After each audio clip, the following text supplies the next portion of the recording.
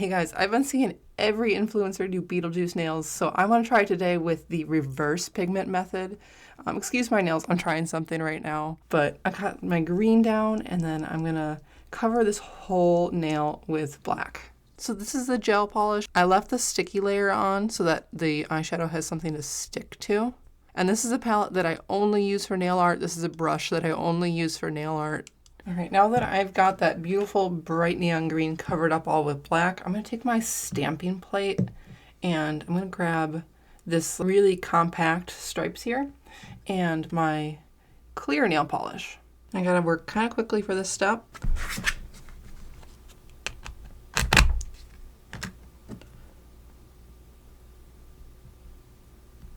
But then you see, got some stripes on there. You can look through here, help line it up.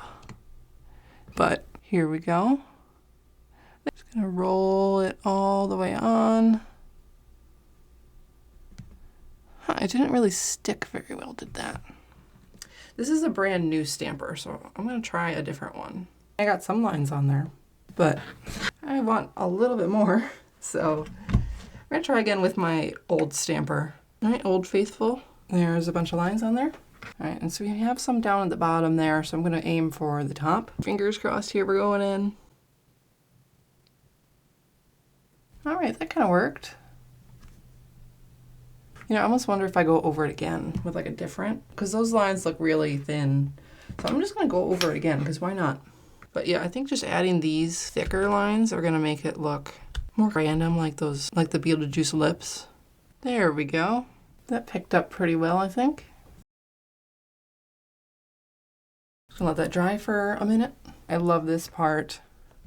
So I just got a lint-free wipe and some rubbing alcohol. Oh no. Well, it looks like most of that did not stick on at all. Am I rubbing it all off? I'm totally just rubbing that all off. No. Oh my gosh. This was totally a nail fail. I don't know. I'm gonna give it one more shot. Because normally I'll do like base coat first. So I'm gonna try putting base coat for the eyeshadow to stick into. We'll see if that changes this at all. So this is just a base gel polish, and then I'm gonna cure this for 60 seconds in the nail lamp. Roll that there. There we go. That's something to start. And then I'll clean off my little stamper with some tape. And then we'll do round 2 here. This is not stamping polish that I'm using, so maybe that's what I'm running into, but look at that. That's cool. All right, I'm gonna wait a couple of minutes for that to dry, and then I'll be back. All right, I've given the nail polish some time to dry, and I'm just gonna take some rubbing alcohol and a lint-free wipe and gently, ooh. You can definitely see where I didn't get the stamper all the way, but look at that. Oh, that's cool. I don't know, for proof of concept, I really like this. I think it's cute.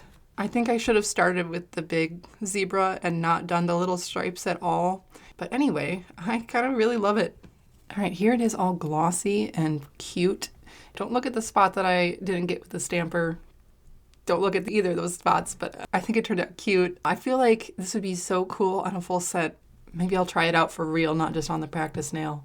I'm trying out a bunch of different nail polishes right now, but maybe between I'll do a cool like Beetlejuice inspired purple and green full set. I think that'd be fun. I don't know. What do you guys think? Would you try this? Do you think it's not worth the hassle? Do you think it's just too much? I don't know. Let me know. I think it's kind of fun. Kind of a different method of doing things, which is just fun to try sometimes. So thanks for watching, guys.